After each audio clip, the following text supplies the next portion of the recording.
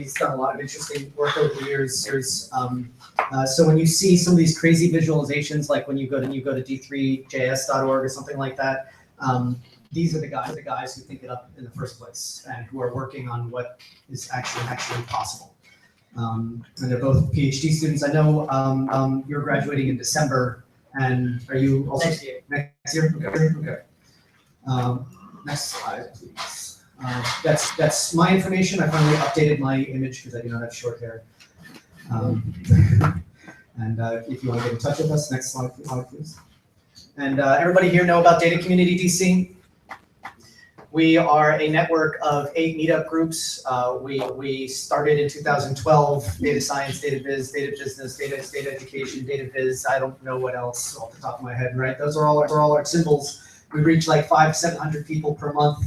We're growing strong, lots of sponsors now, and it's becoming clockwork. Next slide. This is a new thing that we're putting together. So it's hopefully going to turn into an event series. So if you're interested in helping congressional staffers with their day-to-day job, most of the time you talk to people from Congress and they're like, yeah, we're going to change the world. And no. I went up to them. I'm like, what did you do today for 3 hours? And they're like, oh, well, I went to an Excel spreadsheet. I'm like, okay, stop it there. We don't need like new funding. We don't need an act of Congress. Just come over here. We got a space where they can show up, and then anybody who's interested will be able to show up. It is going to be limited, so we're going to have to be a little selective. And then we'll help Congress do their job like 10 times faster. Because they're using like pecking through Excel spreadsheets. It's absolutely pathetic. And so the next time that you're like at Thanksgiving dinner and you have that uncle who's a little embarrassing and saying things, you can say like, well, I actually did something, and then you can spell it out. So next slide. And I'm actually going to take a second to do this one. So is anybody here signed up for Datable yet?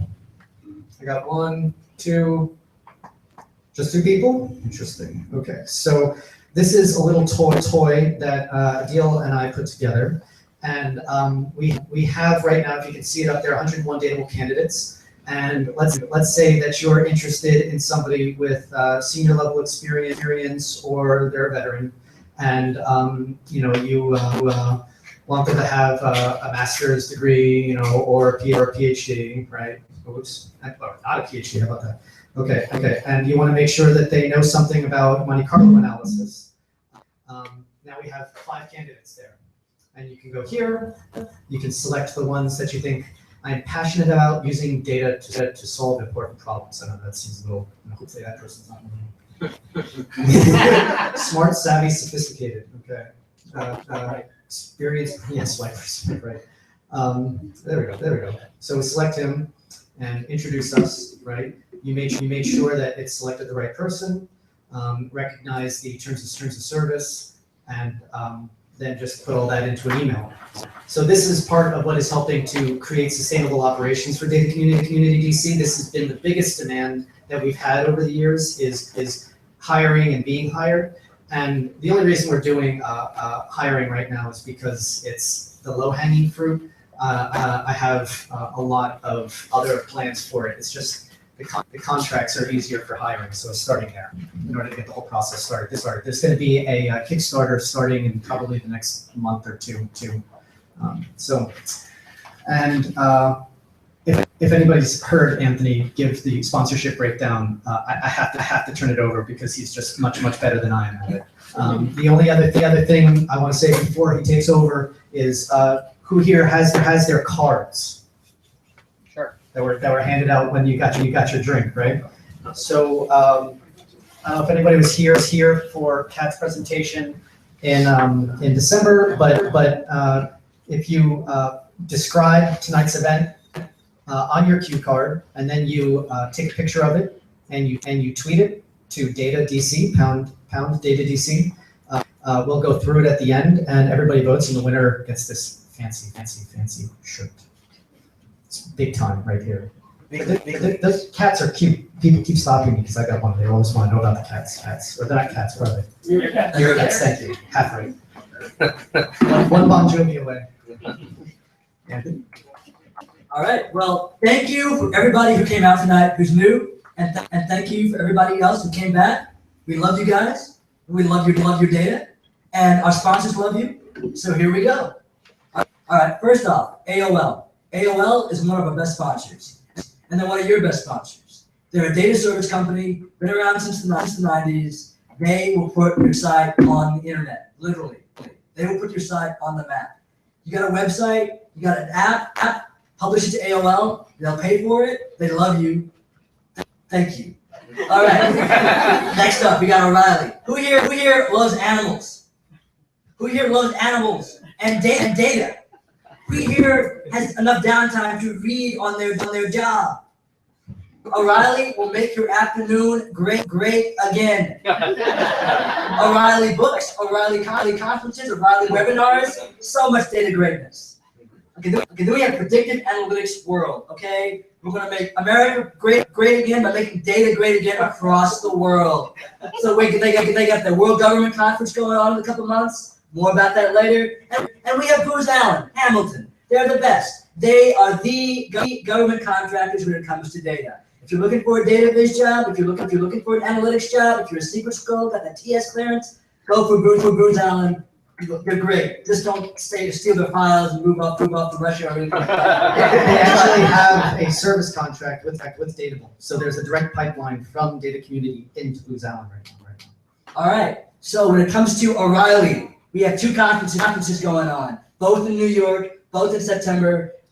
Strata and Hadoop World, big data and artificial intelligence.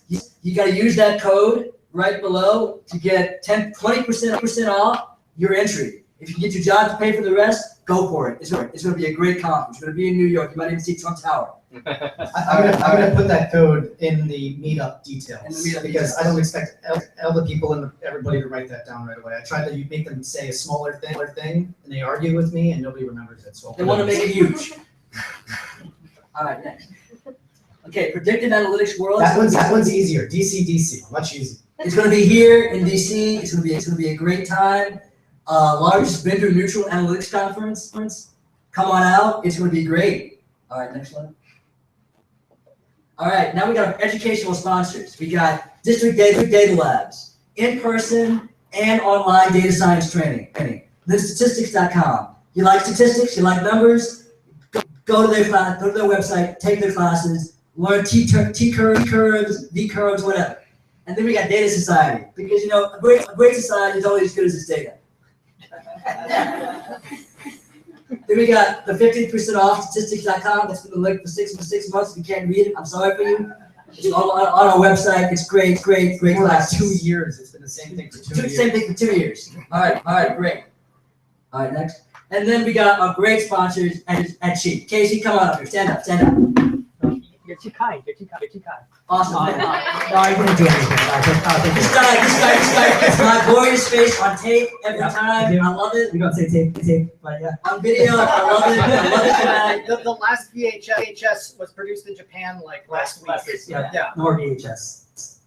But yeah, we're Chief. This is Chief for a full service development agency. We do a lot of government and private Drupal and WordPress work. We are hiring constantly and growing like crazy. Particularly, we're looking for Drupal developers. If you know anybody, our website is agencychief.com, and you can come talk to me afterwards too. I have a lot of information to talk about. So thank you very much. Thanks for coming tonight. Drupal, great again. It was always great. Then we have deep learning analytics. They do deep learning text analysis. Great stuff. Great stuff. Then we have NVIDIA, because who likes graphics that run fast? Who likes data that runs fast? Because I don't like waiting. I don't like waiting for data. I want to make data great again right now. This is why I run things on a GPU, because it gets things done like that. And then finally, we got IBM. Ian, stand up. Ian. We got a much bigger slide for you. We got a much bigger slide for you. Much bigger slide. We got a much bigger slide. This man is going to be buying you a drink tonight. It's fine. All right, next slide. Announcements. Anybody got any announcements? Anything you want to say? You have a job. You're looking for something. You have a project. Hi everyone. My name is Rafael Sae, and I work for Reason, we're small IT company based in Clarendon, and we're looking for a big data analyst. So if you're interested in the job, please come talk to me after. I'll be by the drinks. Okay? We about to drink drinks. I like this guy. Have you heard about Datable? Anybody else announcements? Hi, I'm Dan. I'm looking for a job. I'm not a data visualizer. I'm a software developer who works with building applications that involve some data visualization. If you're hiring, We're gonna put the data back to work. We're gonna put the data back to work. All right. Anybody else? Any other announcements? In the back. In the back. Well, in addition to making data great again, I think we should build a firewall against undocumented opinions. The firewall is gonna be 10 feet taller now. Thank you. There's a job in my organization, Board Source. We have a computerized assessment system for nonprofits, and we need someone to run that on behalf of our clients. It's only entry level. We're a nonprofit. Don't expect a $300,000 starting salary. But please come see me afterwards if you are at all interested and you've done assessment type work before. Another announcement is most meetup groups go on hiatus in the summer in Hot DC. For some reason, there are three Tableau related meetups this week. There's this one. There is Wednesday afternoon from 3 till 5 at Tableau's offices on K Street. And there's another one on Thursday evening whose title I forget, but it's out at Tyson's Corners. So if you go to meetup.com and key in Tableau, you'll find those. Thank you. Tableau is a great piece of software, but it's not as good as IBM's Cognos. It's amazing. All right, next slide. And then finally, this guy, Ian, come up. Anthony, you got a couple more. Okay, all right, go back. Got more announcements. This is great. Hey, thanks. I'm Terry Kramer from Code for DC, and we have the Chief Data Officer coming to talk about the draft data policy for DC on August 4th. So that might be something people will be interested in checking out. We have one more up here. Where can we get the information?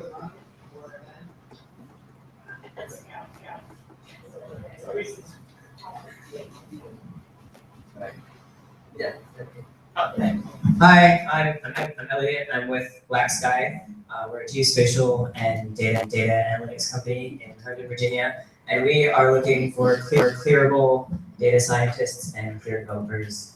Also, if you're interested in working in the cloud or AWS, please talk to me. Is that Scientology clear or?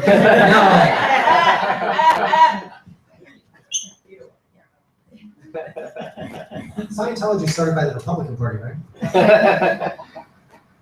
But like, we're really cool. It's basically, I sometimes work into work. And you don't want to ask where he gets it from. Anybody else? Anybody else? Yeah, so I mean, you just saw four or five announcements for hiring or looking for jobs, and this is why we did Datable. It's the biggest demand that we have in the network, and everybody who's announcing can't go to all of our events because then you'd just be an event rat. So we try to gather all the information and put it into that dashboard for everybody. Okay. So Ian, all right, now is your time. We got data. We got data drink sponsored by IBM tonight. Everybody say yeah, yeah. All right. Woo! Who loves drinks? I do. All right, hi, my name is Zane Belina. I'm a big data analytics evangelist with IBM. This is my first ever meetup. I'm here on the behalf of Casey, who I had the pleasure of meeting him and his friend at our meetup. So I also host the DC Analytics meetup group. We host events every single month. And I met him there, then he brought me over here, and here I am, covering drinks for you guys. Drinks on this guy tonight. And also, if you have any interest in Hadoop, Spark, big data and analytics, and specifically what IBM is doing with that, I'd love to talk with you about that over drinks. All right, code is Watson. Just stay at the bar. You get one free drink. We got drink tickets. It's gonna be awesome. Get your drink on. Make data great again. Put the data back to work. And if you see somebody going to get a second drink, you know. Kick them out. You know what to do. Use You know what all to do. means. Use violence if you have to. Okay. And without further ado, I'm going to turn it over to Adil. I guess I do want to do a quick introduction. Has anybody here ever been to one of my brunch and hacks? He has. That's where I met him. And on Saturdays, I would do my work, and I figured, well, I've got this great network. Why not invite some people? Why did you not raise your hand? You've been to my brunch and hacks. Seriously. What's going on? And he ended up helping. He created Keshif, and I was so impressed by just how quickly you could turn that spreadsheet into a dashboard. I immediately thought of applying it to Datable. And then he brought his friend Fandu, and I thought, like, okay, he's taking advantage of me. Who is this guy? I don't know what's going on. And then I went and I looked at his website, and I mean, you'll get a feel for it when he gives his presentation. But I mean, there's just a lot of great work that he's done. If you go through his event, it's just frankdo.org, and go through it in detail because it's fun to read. So, without further ado, Adil. Thank you. Or did you I want want to use that one. Let me do this before we go. In this corner, we have Adil, the terror of bikes. And in this corner, we have Fandu, the fanatic of flops. Let's go! Round one. Everybody can hear me? Is it better? Louder?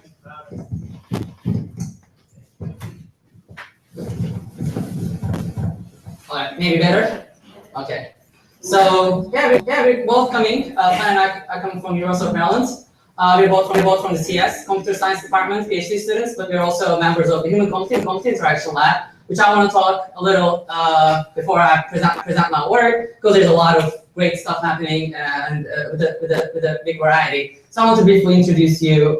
So we're a very diverse lab. A lot of researchers, a lot of students. This one is one of our recent group photos at a CHI conference, one of the biggest, the Computer Human Interaction Conference. It's only part of the team. You can see Ben Shannon here in the middle. A lot of students working with the diverse topics. A very great place to be. Very lucky to be a part of Human Computer Interaction Lab. It's such a big history, starting more than 30 years ago. But Ben Shannon, who three maps, and a lot of user interface design concepts.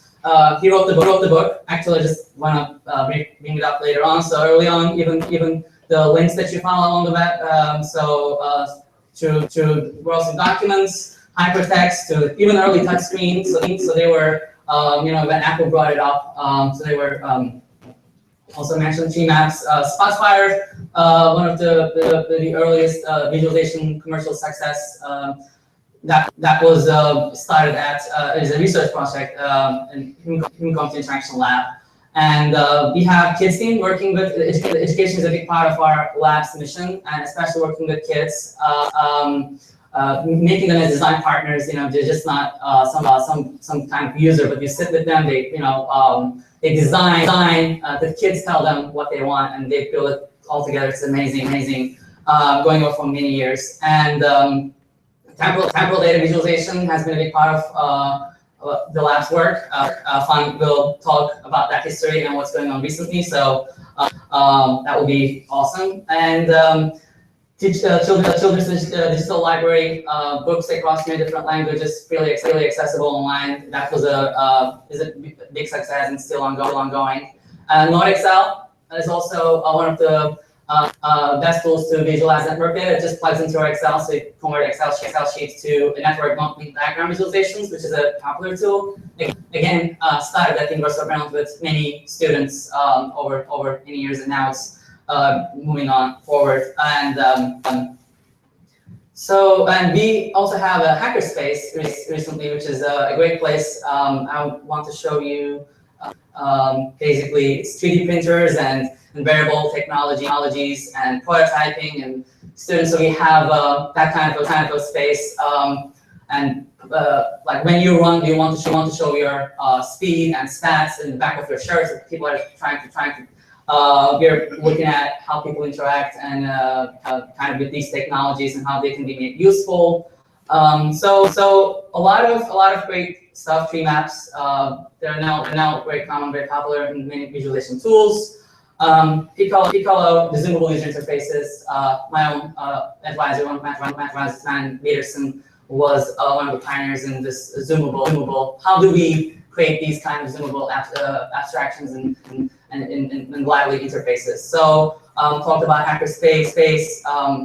We also work a lot of with accessibility, citizen science, communities and social networks, children as design partners, libraries, and we have new security people in our lab, working with the user side of the security as well as the technical side in our university. So just want to highlight kind of what's going on and to catch up with all of these things. We have every year we have a symposium, happens at the end of May. So put that on your calendar. We'll be happy to see you again. It's just a full day of talks and activities and workshops, and it's awesome. And you can be a sponsor to our lab too, to our symposium as a research or industrial partner, and you'll be working with us and getting your name out and all of the goodness. So design user interface been used as a textbook and very popular. The 6th edition has just come out. So if it was it's been a couple of years, so now it's up to date with new chapters and one of my guys also here, Nicholas Amquist, is also one of the authors of this new edition. We're very excited about that. It's just released, so you can check that out. It includes data visualization too, but also a broad range of interface design concepts. I just grabbed this today. There's a section on health, which I'm currently working on, so I found great references, great ideas. So it was very useful for me. I'm sure it's going to be useful to you too. Anyway, so just want to pass on to my part of the talk, presenting Keshev. It's a project that I've been developing for more than 3 years now. It's open source. The website is keshev.me, so I just want to start with that, and I'll just move on to the demo right away. So you can use it right now. It's a kind of a still prototype tool, but stable enough to kind of import your data for your own cases, and I'll be looking for if you have any ideas, if you want to partner, if you see potential uses, and I want to help you. So I want to, if you see that you need this kind of tool, which I think it has a lot of potential, I'll be happy to chat with you afterwards. And I want to start with, after I present the tool, I will also give a presentation about some of the ideas behind and kind of my approach.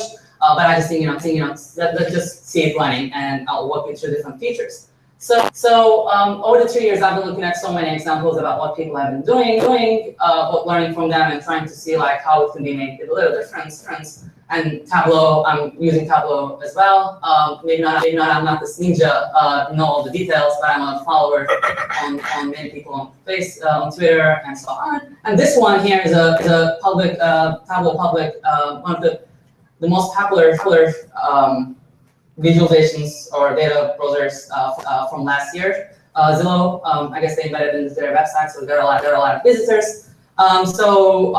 Basically, you have certain states and population. They have the filters on top, different home values. It's currently filtered down to 0 to 300K, which you wouldn't know unless you clicked here. They pick up certain properties and make these filterable, and when you say that, okay, access to internet is somewhat important to me, it refreshes the data and shows the top 10 of these counties or regions. So I mean, this is a very clean looking and kind of useful.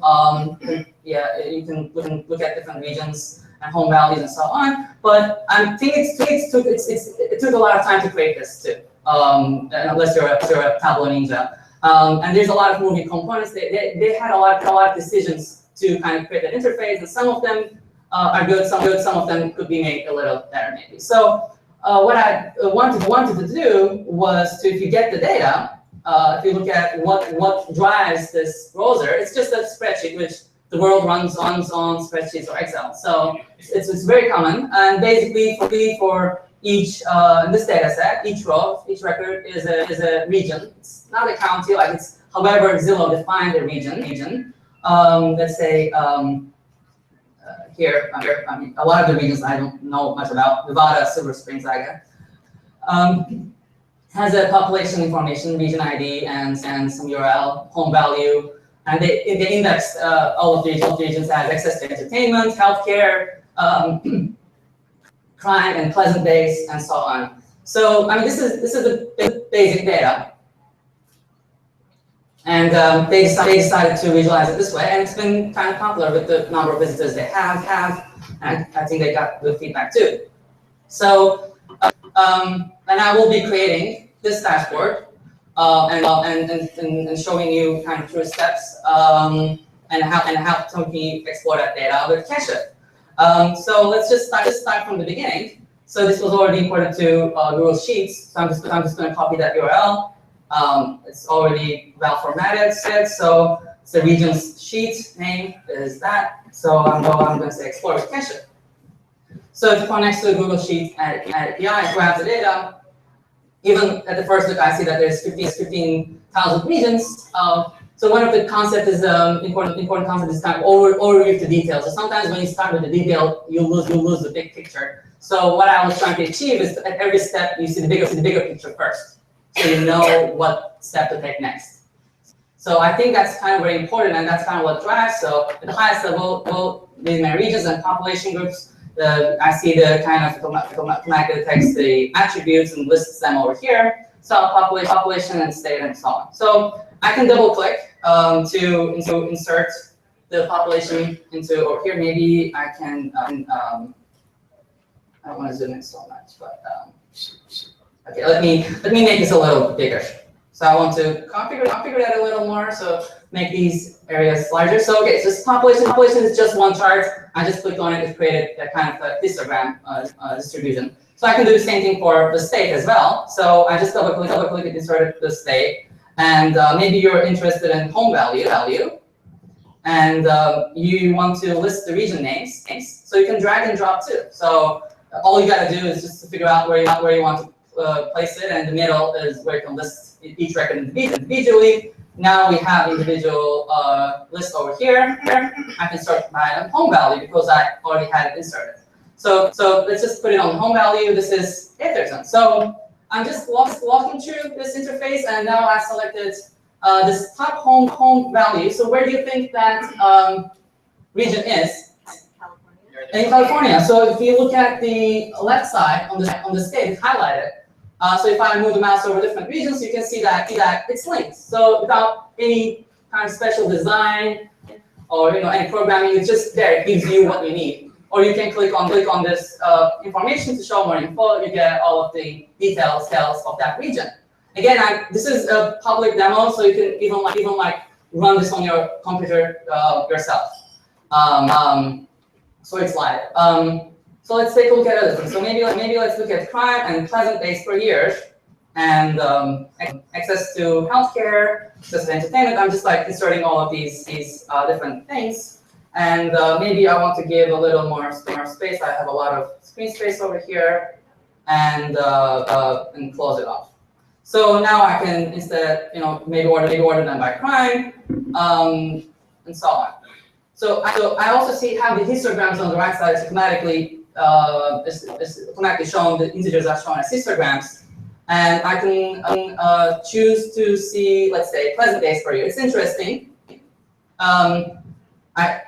Okay. So it seems that while the distribution kind of gives you an idea, this 1D chart on the bottom also gives you kind of percentile in the median. So I can quickly go over here and see that the median is about 80 days. Of pleasant days per year, and you can see different range. Okay, this is maybe a lot of things moving around here for now. So let's take a look at population. So 1,000 to 10,000 seems to be the smallest population size. So when I move the mouse over to that area, or I can move to the next population bin, or to the next population bin, as you can see, it immediately kind of connects everything together. So all of the oranges that you see on the screen are right now populations from 1,000 to 10,000. And you can look at the state, for example. You can see certain trends in the states where the population of this population group is there are more regions of such characteristic. For example, in Wisconsin, in the top 10 area, so it's kind of like a very high ratio of those population groups. But let's say Florida, Florida seems to have a higher, doesn't seem to have as much low population regions. And also you can do kind of same interaction, selecting different groups by histogram based. So now I select home values between 70 to 100,000, and I can actually again sort them by home value and see their values on the right. And I can do this configure. Okay. Actually, I want to list them as the dollar price. So I just set $, so everything is back to dollars. So I'm more satisfied that now I have the unit that go along with that. And dollars also shown here. So I want to go back to that population example. And one of the things, features of Kashif is you can change the scale mode. So when you imagine like kind of expanding that scale, and now I select the population, it gives me the percentages. So now you can, at different areas of the chart, you can see which states or which group of home values have more regions with low population, 1,000 to 10,000. And I can move the mouse around to make different observations. Or I can say I want to mouse over by state. It seems that New York, even the home value, you can see that it seems to be on the higher end of the home values in New York. So also, right now you see the regions by grouped by the number of regions in each, for example, in each state. Texas has 710 regions. But you may want to understand maybe the average crime rate. So if you look by the average crime rate, it seems that maybe DC is kind of seems to be on the top. I wonder why. Let's take a look at other things. Home value. Okay, this is gonna be interesting. Average home value. So okay, let me make this bigger too. I'm sorry that the resolution is very nice and not really visible. So it seems that Hawaii seems to have an average of 520,000, and the next one is California, and DC comes up as the third. So now I have a lot of different ways to look into. It seems that there's some correlation between the population and average home value too. As the population is more, the home value seems to increase. Different crime rates and pleasant days per year. For example, if you have more than it seems to be more than 100 here. If you have more than 100 pleasant days, it seems that your home prices are higher. Or you can look at the total of which ones would make sense. I think the total metrics here does not make a lot of sense here. Because these are already kind of normalized values, but you can also you can look at the total home value. So it depends on the number of agents for that metric too. So you have different ways into understanding the characteristics of these different groups, and so on. And I want to show one more thing. So if you want to compare, let's say, different home value groups between 70 to 100, 100 and 100 and 200. So when you move the mouse over, you kind of lose that perspective because the visualization is gone. What you can do is you can lock the selection. Now it adds the black lines. So basically, these are just like, it's going to lock them in place. So, and it shows on the lower, on higher breadcrumb pattern, kind of like filtering in Amazon that you see where you are at. It shows you where you select the home values between 65,000 to 131,000. These are the black ones. And this one is now we're comparing that with the home values between 100 and 200. So it's a lot of information at your fingertips that you could have done maybe some other tools, but I've been also talking, trying to explain certain things, but creating this interface just takes you a minute or so. And there are many different ways to look into this data. You're in control from overview to detail, and a lot of information is at your fingertips. And so yeah, I didn't show the map integration here, and for that, you may want to use the API, or actually all of these data sets are hosted on GitHub, and they have a very short configuration. So again, this is the same thing. There's just a state view, and you can also have the list view. So it's a different way to look at the state data, and we can click on view as a map. And the same features are, or also you can select regions in Missouri or regions in Pennsylvania. Click on it and filter, of course. So you can filter the different means, and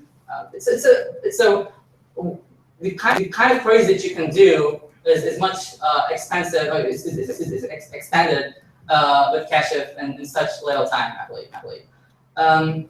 So all of this. You want to do a quick? Anybody have any questions? Since it seems like you're moving, there you. I thought there might be some. You're going pretty quick. So.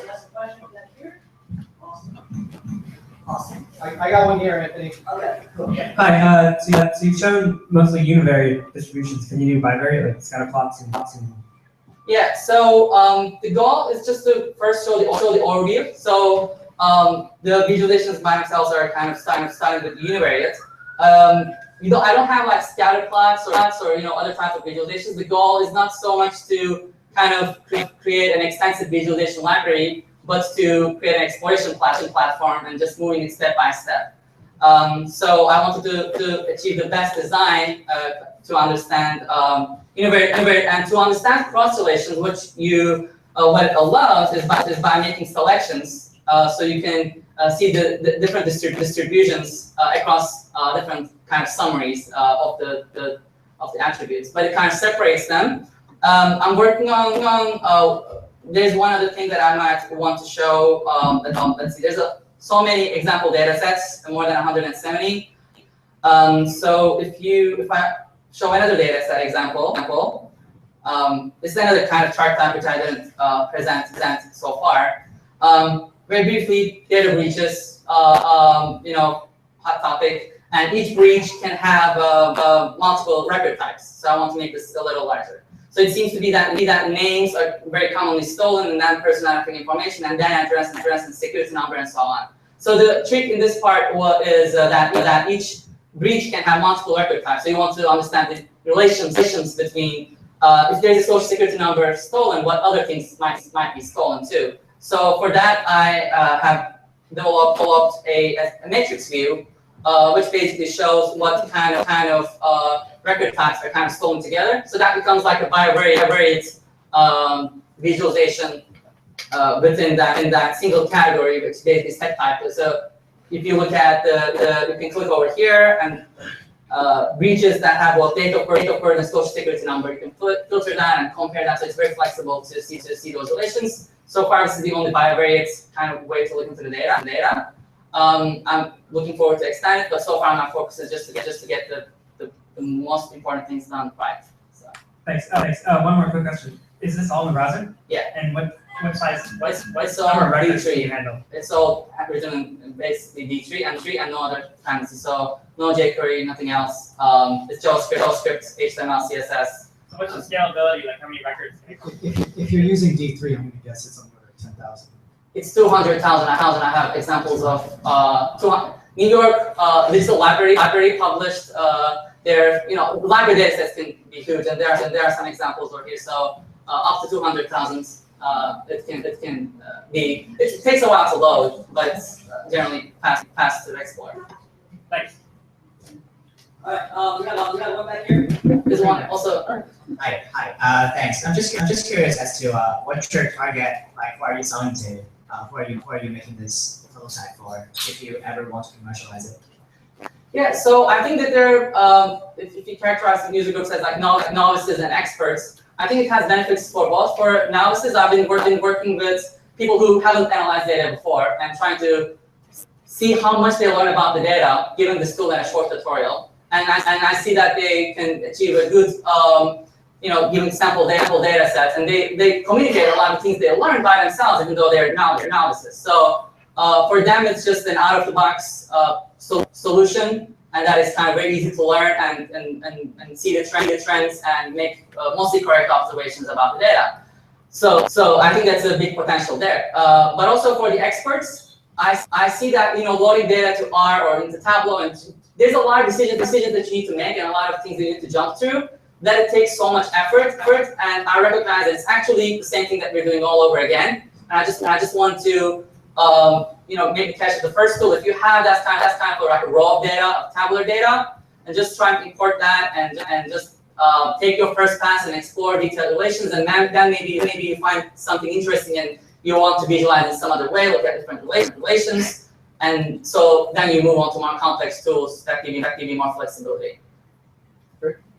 Quick question for you: Is there, apart from the view you just showed in terms of the matrix, is there a way at kind of the overview level that I can quickly see what variables are strongly correlated with each other without having to sort of just because I find that's sort of a consistent issue in terms of large data set, you just want to quickly know which variables to zero in on. Mm-hmm.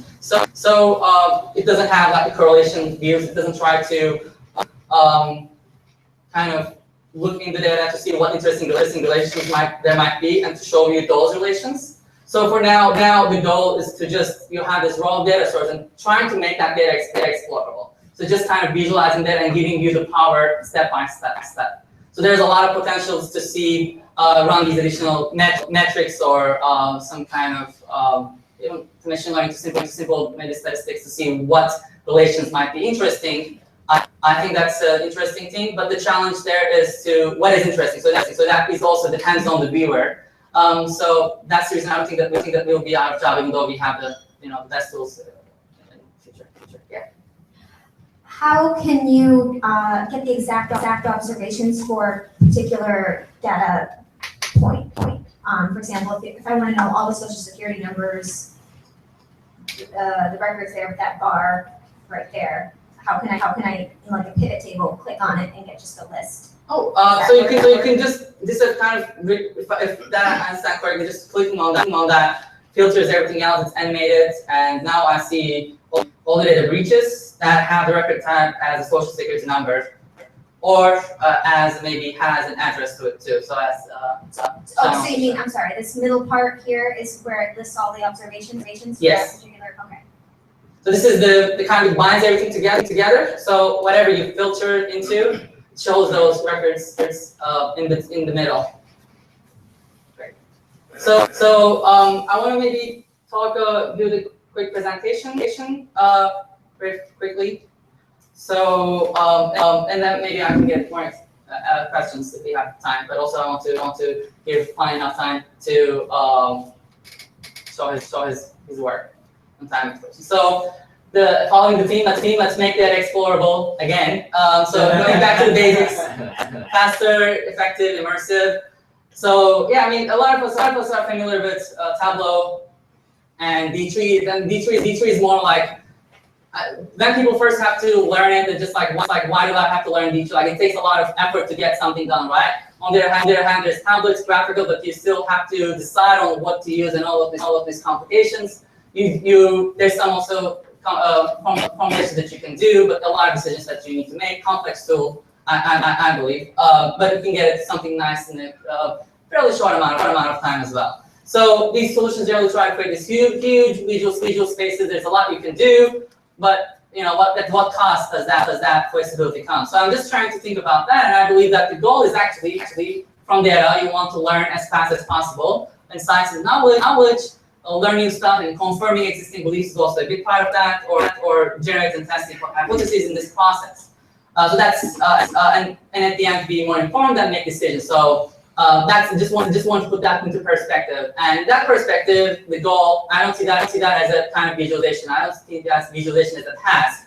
You can kind of visualize, but it's kind of like I feel that it needs to be a natural language between the data and the human, and kind of researchers and kind of practitioners too try to understand what that good natural language looks like. So of course there will be kind of novelty coming up, but so the goal is not to visualization. And as you have seen, Keshavis does not ask you to visualize something; it just visualizes it. And as long as you learn it, which I try to make it as easy as possible. Then you're good to go, and you reach the insights. I'm just going to skip a couple of things here. I found this quote also inspirational, and John Mita, a very inspirational guy, former professor at MIT Lab, follow his Twitter, his books, Laws of Simplicity. I have a very huge interest in this kind of design and simplicity kind of related things, so it's been inspirational too. And in that process, like I think that Keshev stands in somewhere between like this. The radical part is kind of goes back to the basics and tries to get that line, and the incremental, passionate incremental part is trying to get every piece fit well together, an integrated system where the whole system is more, it achieves more. So I'm just gonna. So yeah, exploration is about the process as much as the destination. So that's the reason I wanted to define this overview to detail, flow, and what you learn is shaped by the step that you take. So it takes more time in Tableau to do different things. Maybe going through the wrong path, you learn something new. So there's this open-ended nature of the data exploration too. So I want to stop it here. I just want to give the time, and I'll be happy to answer more for questions. Maybe after the event, or maybe if we have time, some of them now. We've got some time right now if we have additional questions, or we can just move on to any questions. Okay, so then. Oh yeah. So yeah, you can send me an email. I'll be happy to hear from you about if you think that you want to use Keshev, I can help you get started, or if you want to work together. There's a lot of work I'm going on. I'll be happy to kind of set up something. Are you going to be at Brunch and Hack not this weekend, but next weekend? Possibly. I can. I mean, we haven't talked about it. It's total random right now Yeah. at this moment, but I'm going to do another one the weekend after. I'm going to do a short class on some of the D3 I use for a simple map and Google Maps. And if he's there, you can come there, or you can put. It's on Saturdays, and not this Saturday, the next Saturday. I'll post it on DC Night Owls. I'll put the link in the meetup page, and you can always just put a request for introduction on the meetup comments, and we'll take care of it after the event. I'll be happy to talk to you and see what you have and what you think. So show up for Brush and Hack, get data and beer mimosas.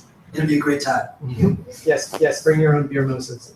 I usually buy bagels and lox, and I like the almond cream cheese.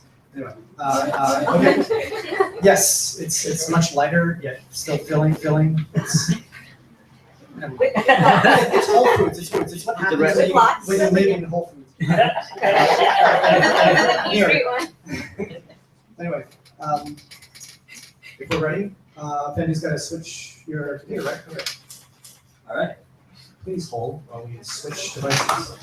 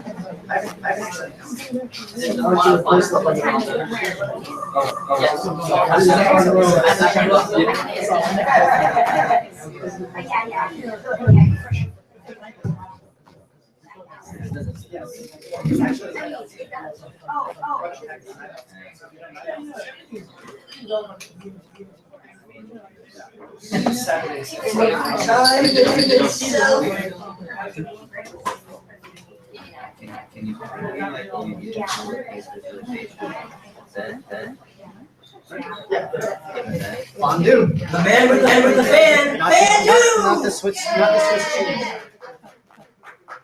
Hello, my name is Andrew, also a fourth-year PhD student from University of Maryland. I work with spatial management. My research mainly focuses on a specific topic, which is temporal event sequence analysis. So let's take a simple example of temporal event sequence data. Here we have a patient. He has a heart attack. He called the ambulance, went to the ICU, checked by a doctor, and received 2 treatments, and finally he was sent home. So we have a sequence of activities. If add time to these activities and align them in a timeline, we have a temporal event sequence data. There are 3 key concepts here. Here we have record, which could be the patient, could be a student, could be any subject. We have event type, which could be the heart attack event, ICU event, drug event, discharge event. We also have different events with a combination of the event type and timestamp. So there are, in general, we have 2 different types of temporal event sequence data. One is numerical. For example, we have stock, which you typically see in a line chart. At each time point, we have a value there. And we also have categorical events. For example, in our medical example, the events are discrete and each event associated with time, but you don't have continuous value change in there. And our research mainly focuses on the second part, which is categorical. Here is a historical review of our group. We have been in this field for decades. In the 1990s, we have Lifeline, which is a tool for doctors to review the patient history of a single patient. And later on, we have Lifeline and LifeFlow, which supports reviewing multiple patients. And now we have EventFlow, which is the main topic of this tool. It integrates all the features of our previous research and is now released as a commercial tool. We can license it if we want to use. And later on, we have Echo and Event Action, which is the hot topic on cohort comparison and intervention planning. I will address them later. And we have a group of fantastic sponsors from both industry, hospital, government, and also universities. So our motivation starts in the early days, where we have this kind of interface. The doctors can see the events happen to a patient. We can click on the event to see the details, like the ultrasound photo. This is good for reviewing a single patient. However, as the number of records go up, the departments like the quality control department in a hospital, they want to see a bunch of records and then find out patterns in those records. Single record is not interesting anymore. They want to see many. In this scenario, we collaborate with the Children's Hospital in DC. They have a trauma bay data. The trauma bay, when a kid went into the trauma bay, the doctor required to process in this ABCDE order, which is check the airway, check the graphing, circulation, disability, and exposure. This is a protocol and it is required to be followed by the doctor. However, the reality is typically different. There are many deviations, and the hospital want to know what the deviations are and how can we improve the process to save people's lives. So we have this visualization of single patient record. You can see each row is a patient. We have a bunch of triangles representing the events, like the airway graphing we have seen before. And we have secondary survey, which is an interval event represented by a bar, specific by the starting time and ending time. So this kind of visualization is good to see a single patient, but still it's hard to see 215 patients. You basically need to browse up and down, but you cannot get insights. So we create event flow to create an overview for this kind of data. Take this example. We have a single record. We have 5 different events. Event flow create a summary by placing them as bars. See, we have 5 different bars here. It aligns all the 5 patients by their first event, which is the airway, and then create a summary bar at the beginning, representing all the patients have an airway check at the beginning. This is good. It's good.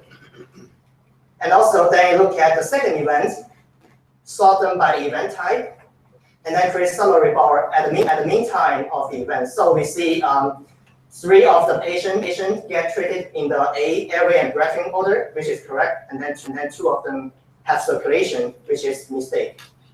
Also, we can follow this procedure to create bars for all the events. And finally, we have overview like this. You can see at the top part, we have the correct order, and the bottom, we have all the deviations. So this is just 5 patients. And of course, the x-axis is time and y-axis is number of records. And I'm now going to show a live demo of all the patients, 215 patients. Okay. So as you mentioned, typically we start from an overview and then go into details. But very often when you start from an overview, you are looking at complexity. There's many things, but you cannot actually see anything. So the doctor decides to start from details and then go back to the overview. They do this by deselecting all the event type. You have a blank display. You add the array events. Okay, good. Almost everybody have an array. And then you add the second, which is the graphing. Immediately, they find insights. You can see that around 80% are treated in the correct order. And the typical mistake is the reverse order, which is the graphing and then the array, the bottom part. And there are a small group of people who do not have array at all. They directly go in the briefing. And also you can see by the time, you can see that if it's treated in the wrong order, the time takes a little bit longer. So this maybe they have, due to the mistake, they're doing something else wrong and it costs longer time. So this needs to be corrected. And then the doctor add the circulation, which is the C event. It's checked by checking the central pulse. You can see a green thing here, but surprisingly, only a small portion of the patient have the green event, the C event, which seems to be wrong. The data may be wrong. However, after checking, he found that, oh, there are actually two types of pulse. Some doctors check the central pulse, some doctors check the distal pulse. After adding the second pulse, you can see almost everybody have the green event. But due to the 2 pulse, and we don't actually care which pulse they're checking, we want to simplify the data by combining them. So event flow allows you to do this kind of modifications.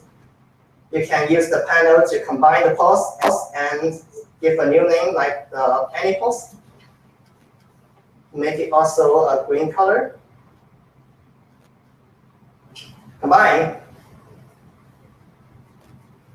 Okay, we only have one type of pulse here. But still, some patients have been checked twice, and this is not interesting. We still want to further simplify. We can use the graphical search. I want to search for all patients that have 2 pulse here, which is represented by 2 triangles, and replace them by a single pulse at the beginning of the first one.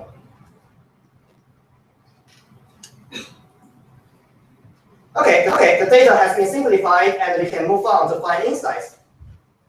Again, let's look at the patient treated by correct order. Oh, it's good. Still around 80%. This portion is correct. However, there are more mistakes coming out. For example, the previous mistake, which is graph rate and then graphing and then array, it seems to cause even longer time after we add in the pulse event. It's still taking longer. And we have other mistakes, such as having the C and then B and then A. So those deviations are interesting to the hospital, and they want to improve the training process to deal with it. Also, we can add back the disability. And in the protocol, the disability event, the blue event, has to be done within 1 minute after the pulse checking. So if the doctor wants to know how many of them have been done in this range and how many of them are out of range, so still they can use the graphical search. You don't need an SQL. You just need to click to add the event. Then you can add the constraint, which is say have a disability occur at least 1 minute. Add this constraint, save, and then do another search. And then there are 2 panels. The top panel is all the matching. We have 71 records matching, and we have over 100 not matched. We can add more. See, we have some highlighted here. These are the ones that match, and we also have the timeline highlighted. The doctor can review the detailed timeline in the right panel and can look at overview for proportional analysis. Okay. Finally, we add back the secondary survey event. And here is the final screen that the hospital created. Again, we look at the correct order. We have about only 50% of them are done correctly. This is sad because it's a protocol and it has to be followed. But doctors sometimes make mistakes or just make deviations. And we can because these are correct, they're not interesting, we just hide them.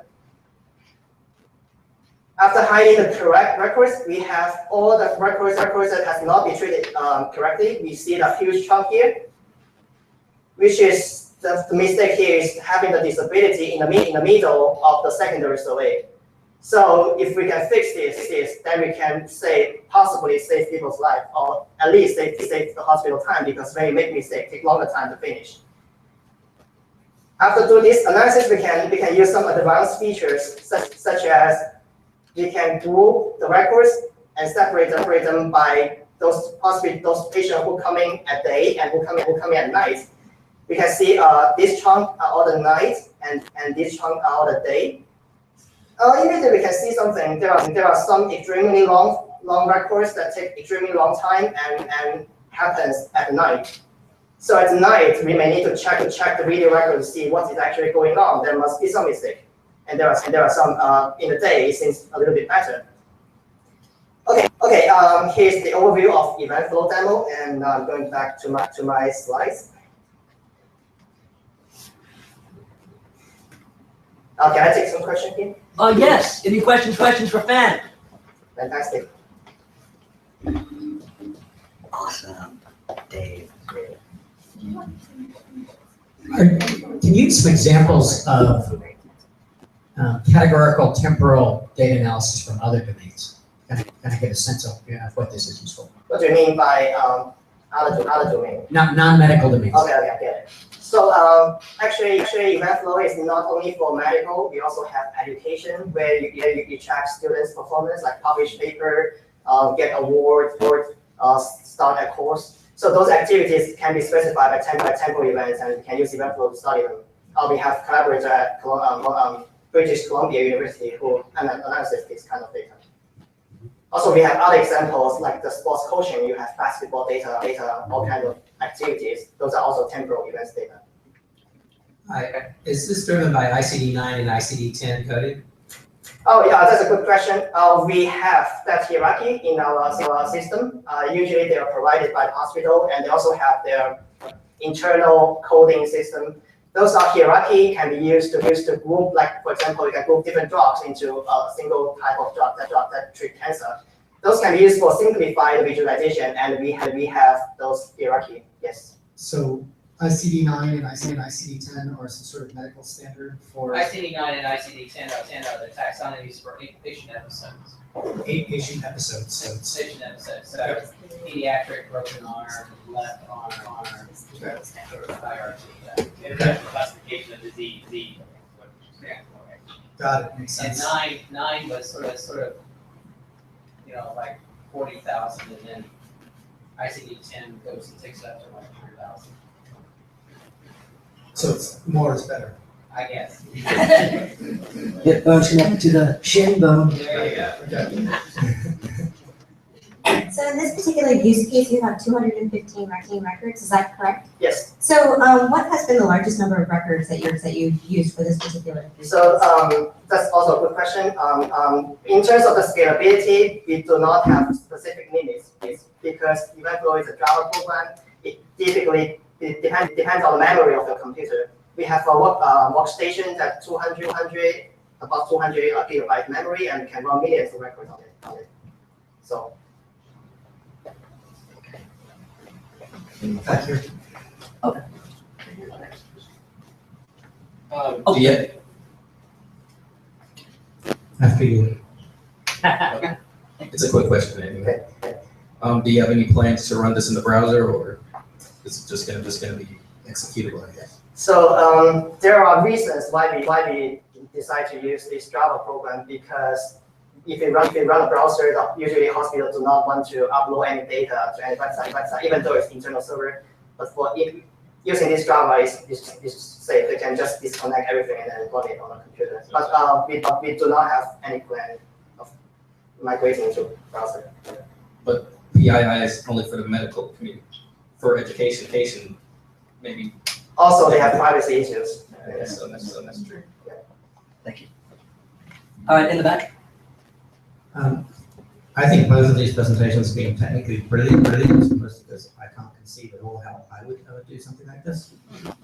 But for both of you, my general question is, when you are back at the design stage, the wireframes, the storyboard stage, whatever you call it, did either of you bring in the preferences of the people you thought would be end users?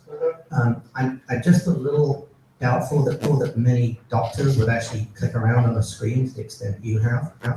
And I'm a little doubtful that the categories would be more than what the insurance companies mandate rather than medical processes. Maybe that's old person cynicism, but that's my question. Thank you for the wonderful question. We do have, so because we are doing research, we of course like to conduct studies with users, like usability testing, case studies. And we have done long-term studies for example, I'm going to show the slides of our case studies. For example, with the British school, they have papers on studying adherence of prescription patterns. We also have done studies with UN Baltimore to study radiation therapy. We also have with Yale University to study women's activities in abuse relationship. We also have study with CDC to look at the diagnosis, diagnosis and treatment patterns. So all those users are long-term collaborators and provide feedback like every week or every month, and then we use those feedback to improve our tool. And so our tool have been polished by users, and it's not driven by us; it's driven by users. Thank you. And Adil, your response to it. I mean, overall, our lab's mission from its early days is to connect with people and always work with somebody who has a stake, like in the process. And we're the front-facing of the computer science, and now expanding into formation school and other departments too. But I think overall the value whoever uses our solutions to try to understand them. And also talking about design children as design partners and so on. That I think as you try to integrate into kind of like a lab culture, and the case studies, and in this case long-term multidimensional case studies that have also been developed as a protocol. I think those kind of demonstrate the progress we've made, and also the potentials that we are also always looking for new people to kind of test our assumptions and kind of improve on them whenever necessary. And if you have data, we would like to work with you and take your feedback to improve our tool as well. Great. So you look for guinea pigs. I already talked a deal about that with this solution. In your solution, can you actually summarize some of those groupings? I mean, just by grabbing them.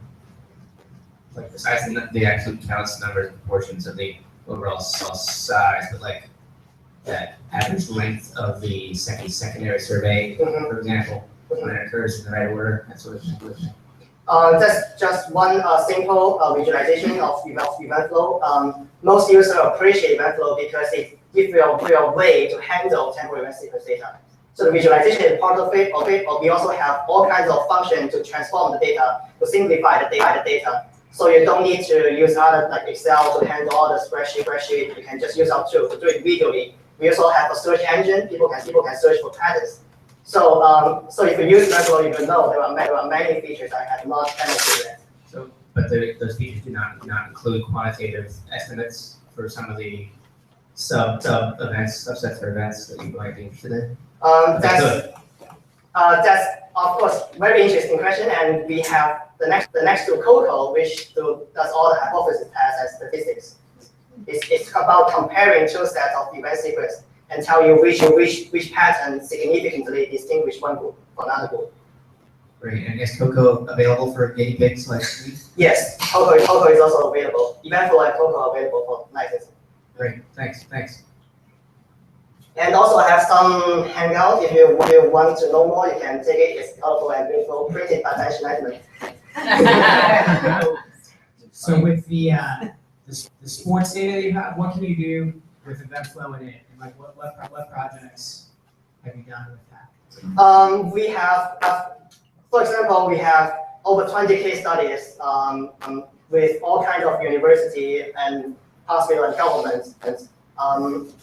So if you want to know more about those data, you can visit our website. We have each one, we have the details. But I can assure you we have a lot to look at, many case studies. Do you have an example of like a sport data in there, like basketball or something? We do have examples, and that data is available. I'm not sure if we have time to show it. I do have examples, and I have a video for it. So maybe you can visit our website to look at. Basically, we want to know what makes the University of Maryland lose a game. So we analyze the patterns, secrets, and find out exactly, because they take longer time to rebound, and that's the main reason. So you can look at video; it's very fun. Do you, in the temporal event sequences, do you have the referees calls as well? What's that? The referees. So the example you have up on the screen, you have shot, rebound, steal. Do you have the referees calls? The data are all from ESPN. I think they have it. So no. Yeah, ESPN particularly blocks referees calls because the NBA doesn't want that kind of criticism. Okay. Any other questions? Hey Sean, we have enough time, right?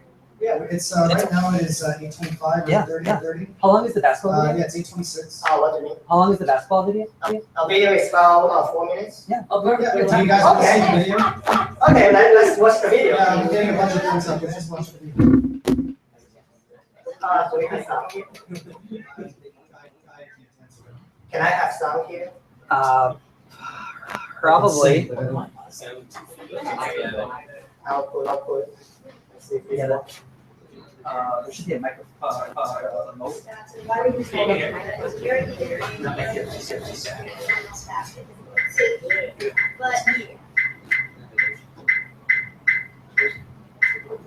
Okay. Live from Chief, Maryland versus UNC.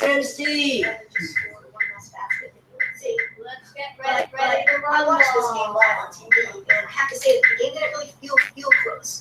It felt like UNC had control throughout the majority of the game, that Maryland was sort of struggling to keep up. So the question we're going to be dealing with is, can we use event flow to get a better understanding of what happened in this game, and maybe arrive at a better understanding of why Maryland didn't win this one. So the first task is to take these ESPN play-by-play stats and get them into a format that's going to be meaningful in event flow. So it's not like these medical data sets where you have this notion of a patient record, and then your data set consists of multiple patient records. You can't really treat an entire game as a record. That doesn't work. So you have to find a creative way to break it down. So here's what we did. You can think of a basketball game as this series of alternating possessions. So first Maryland is on offense, then UNC, then Maryland, and so on and so forth. And so each of these events that happens during the game can be attributed to one of these possessions. So we have a steal here in orange, made shots are in green, missed shots in red, and rebounds are there in black.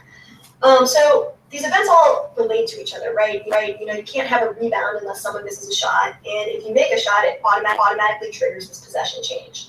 So what we want to look at is how these events relate to each other, both within a single possession and across adjacent possessions. So to do this, we broke down this one game of alternating possessions into two overlapping data sets. The first of which is the offense to defense data set. So in this data set, we treat each record as this 2-possession increment of a Maryland offense followed by a UNC offense. And then the second data set is just the reverse. It's the defense to offense data set, so we have a UNC possession followed by a Maryland possession.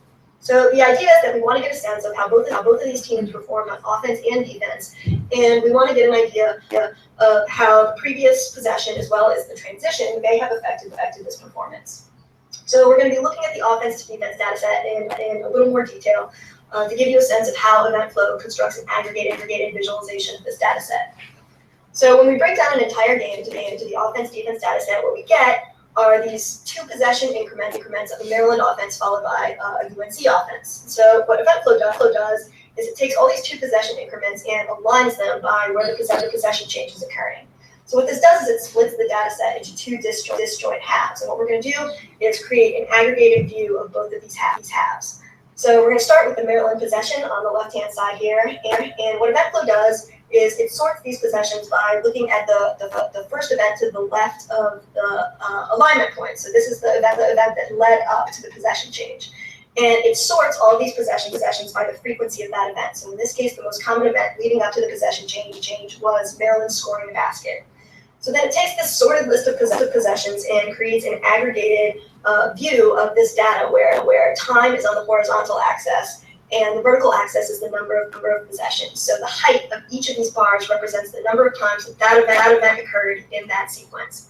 And then we do the same thing on the right side of the data set, UNC possession. So we sort all the possessions by the most common event after the transition point, and then we consolidate it into an aggregated view. So if we look at the entire offense to defense data set for this Maryland UNC game, it looks like this. So all the events that we use are in the legend there on the left-hand side, and the aggregated visualizations on the right. So you can immediately get a sense of how often these events occurred and in what sequence. And you get a nice sense of what events tended to lead up to a possession change, and then how what event sequences were common when UNC executed their offense. But what I like to do is to look at these two data sets, the offense to defense and the defense to offense data sets side by side. It gives you a nice sense of how these two teams performed in relation to each other. And actually for this data set, I was able to recreate a bunch of different game scenarios in EventFlow to look at how these teams performed in relation to each other. And actually in a lot of scenarios, the visualizations were almost identical. So this would demonstrate why the score ended up being even and why the box score ended up being pretty similar across these two teams. In a lot of different scenarios, their performance was very similar. But one of the things I wanted to look at was how both of these teams performed on offense when they were coming off a defensive possession where they had been scored on. So we can isolate these possessions in EventFlow by finding the possessions where leading up to the possession change, we had made points. So the dark green bar is a made field goal, and the light green bar is a made free throw. And we can select these possessions in EventFlow just by clicking on those bars. And what it does is it automatically selects the second possession on the right-hand side of the visualization that pairs up with that possession. So we can filter the data set down to just these possessions, and then we can filter out events that aren't really exciting to us, like a timeout isn't terribly thrilling. So we can filter those events out of the data set. And then since we selected these two possession increments based on what happened in the first possession, that information isn't really critical anymore, so we can filter that out of the visualization as well. So this is what we're left with. These are the performances on offense of both Maryland and UNC when they're coming off a defensive possession on which they were scored on. So hopefully you can see that these are two very different visualizations. So on the UNC side, the most common sequence of events is that they transition onto offense, and the next event is that they score points. Maryland has this same sequence of events, but it's only the third most common sequence of events on their side, so it's happening much less frequently. And you actually can see as well that there's a pretty noticeable time difference in terms of how long it's taking these two teams to execute this sequence of events. UNC is doing it almost twice as fast as Maryland, and on the Maryland side, hopefully it's clear that 27 seconds is starting to get in the panic zone of the shot clock. So Maryland's taking much longer to transition and then score points. And they're doing so when there's pressure from the shot clock. The other thing to notice is that the most common sequence of events on the Maryland side is that they transition onto offense and miss their first shot.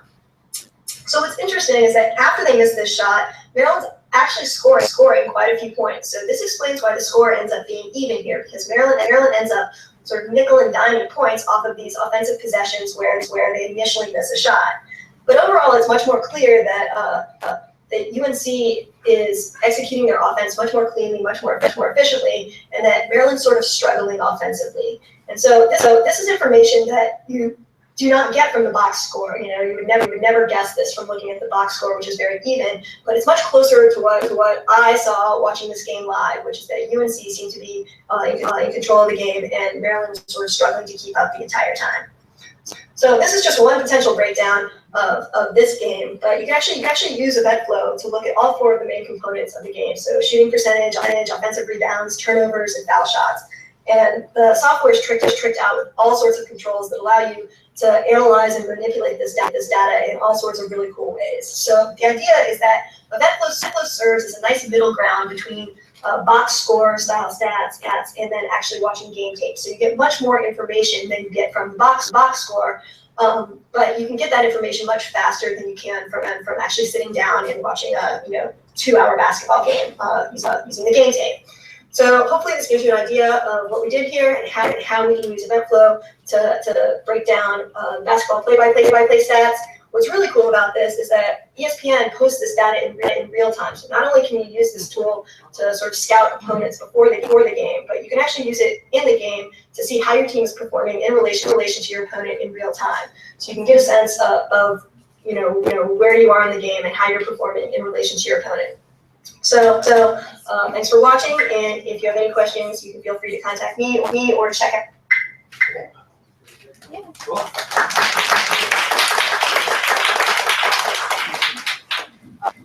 So last slide, if you want to use Eventflow, please contact us and take a handout.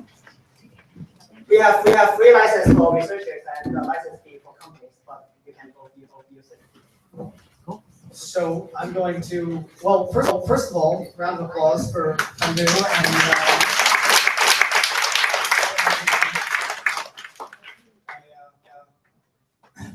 thoughts on that basketball. I'm going to leave it alone for right now. Can you go to Twitter? Because we're going to go, has everybody submitted their picture and put #DataVizDC on what they submitted? If you haven't, do it right now. You don't have internet? Just go to chief and guest or whatever. And capital D, capital D. Thank everybody for coming. This was a great night. Great having you here.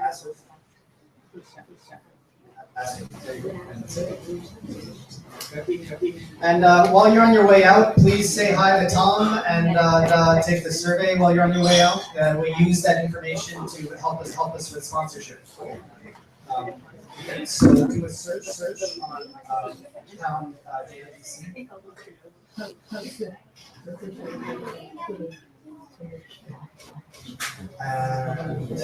Then you want to get Lifelike Ultra.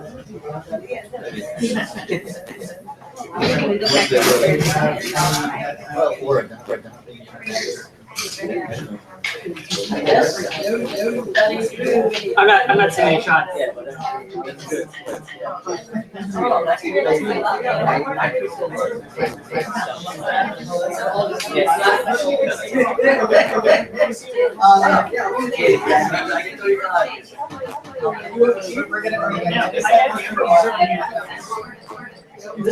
We'll be heading over to the big hunt in just a few minutes. In the meantime, while you're on your way out, please make sure that you take the survey, grab some information, come up to the front, and I'll be leading everybody out there soon.